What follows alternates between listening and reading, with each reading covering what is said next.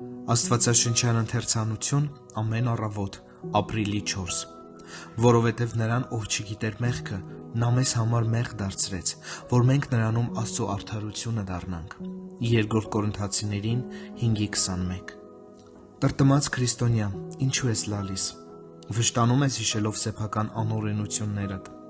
Հայացքդ ուղղիր կատարյալ Տիրոջը և հիշիր, դու նրանում լիություն ունես։ Աստծո աչքին դու կատարյալ ես, ասես երբեք մեղք չես գործել։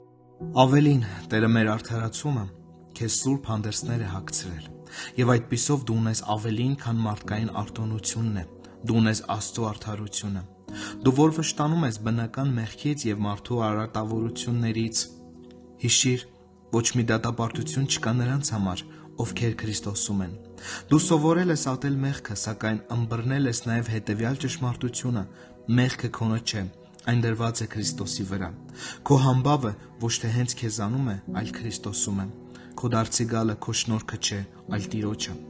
Քո ամբողջ մեղսագործությամբ դու Աստծո համար իրենը դարձար, ճիշտ այնքան, որքան կլինես այնտեղ,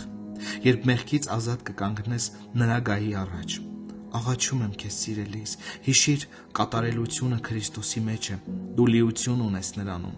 Փրկչի հանդերձները հագած դու սուրբ ես, ինչպես ինքը Տերը։ Ով է, որ դատապարտում է Քրիստոսին, ինքը մեռավ ու նաև հարություն առավ։ Ով Աստծո աջ կողմում նստած է, ով բարեխոսում է մեզ համար։ Քրիստոնյա, թող քո սիրտը ցնծա, քանի որ սիրելիի միջոցով քեզ շնորհ է տրված, և դու վախենալու ոչինչ չունես։